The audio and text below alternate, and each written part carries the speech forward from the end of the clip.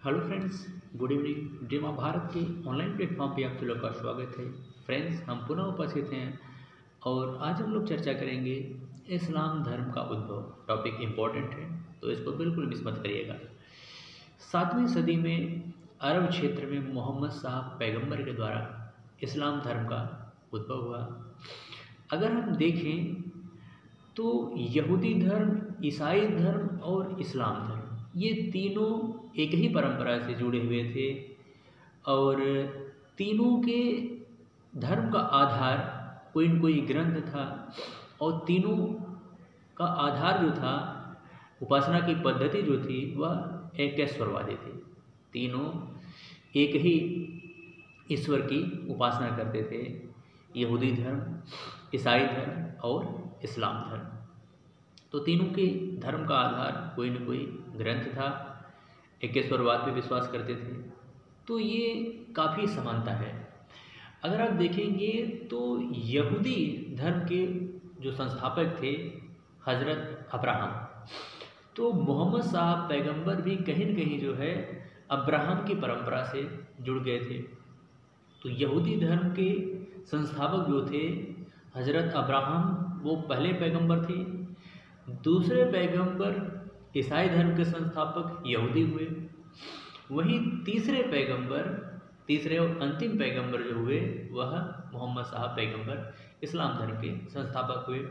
लेकिन इन दोनों से इस्लाम धर्म जो है, मोहम्मद साहब पैगंबर का विचार कहीं न कहीं अलग था। वो विचार इसलिए अलग था क्योंकि मोहम्मद साहब पैगंबर या उनके अनुयायियों ने यह क्लेम किया कि अब मोहम्मद पैगंबर की जो वाणी है यही अंतिम वाणी है।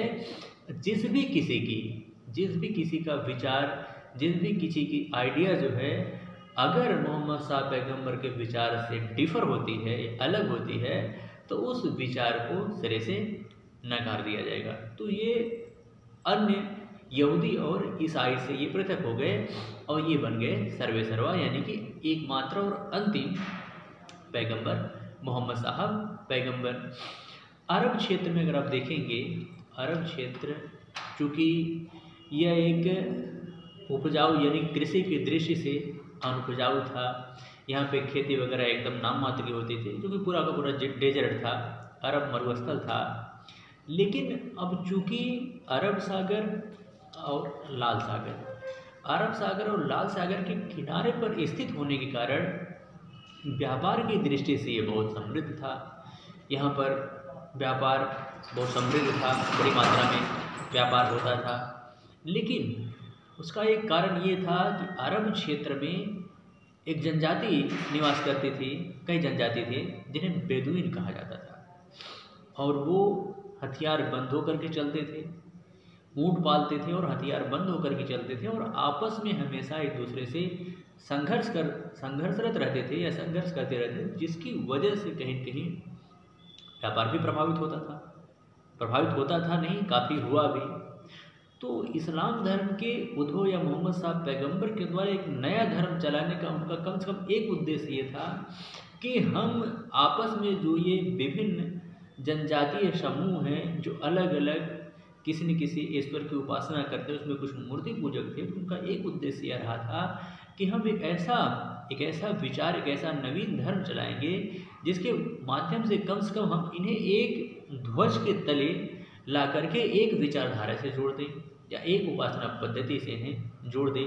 तो शुरू में आरंभ में उनका यही उद्देश्य था। हालांकि वो जोड़े भी, सफल भी रहे अपने विचारों में। अब हम बात करेंगे इस्लाम का अर्थ होता है समर्पण। इस्लाम का अर्थ होता है समर्पण और मुसलमान का अर्थ होता है जिसने समर्पित कर दिया। मुसलमान का अर्थ होता है जिसने समर्पित कर दिया और इस्लाम का अर्थ होता है यानी कि समर्पण। इस्लाम का अर्थ होता है समर्पण और जिसने समर्पित कर दिया वो क्या कहलाया? वह मुसलमान कहलाया। पैगंबर मोहम्मद ने मक्का और मदीना को आधार बना करके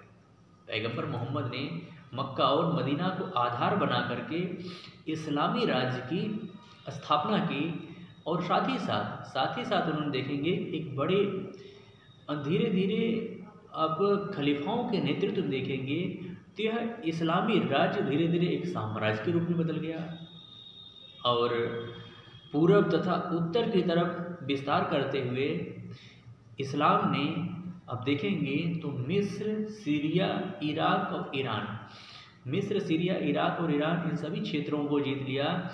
साथ ही साथ आप देखेंगे तो उत्तर की तरफ बढ़ते हुए यह भारत के उत्तर पश्चिम की दहलीज पर भी कदम रखने लगा।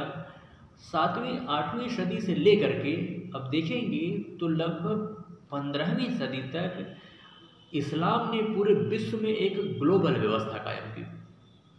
पूरे विश्व में इस्लाम ने एक ग्लोबल व्यवस्था कायम की और व्यवस्था तब तक यह चलती रही जब 15वीं सदी के लास्ट में, 15वीं सदी के आप देखेंगे तो उत्तरार्ध में, जब वास्को डी गामा और कोलंबस के द्वारा जब उन्होंने एक तरीके से नए नए महाद्वीपों की खोज करना प्रारंभ किया, नए देशों की उन्होंने जब तलाश की, तो धीरे धीरे यहीं से इस्लामिक व्यवस्था टूटनी प्रारंभ हुई। इस्लामिक व्यवस्था टूटने के बाद अब देखेंगे तो धीरे धीरे यूरोपीय व्यवस्था कायम हो गई।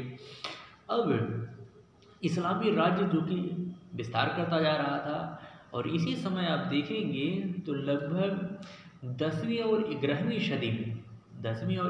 सदी में इस्लाम की सेना वर्सेस ईसाइयों की सेना के मध्य 3 कॉन्फ्लिक्ट हुए, 3 संघर्ष हुए, जिसे आप आगे चलकर पढ़ेंगे क्रूसेड्स या धर्म युद्ध के बारे में, जिसमें यूरोपीय शक्तियों ने आपस में संगठित होकर के उन्होंने इस्लाम की सेना को, अब देखेंगे तो यूरोप में प्रवेश करने से रोक दिया। यानी कि धर्म युद्ध में उन्होंने इस्लाम की सेना को परास्त कर दिया और यूरोप का इस्लामीकरण होने से बच गया।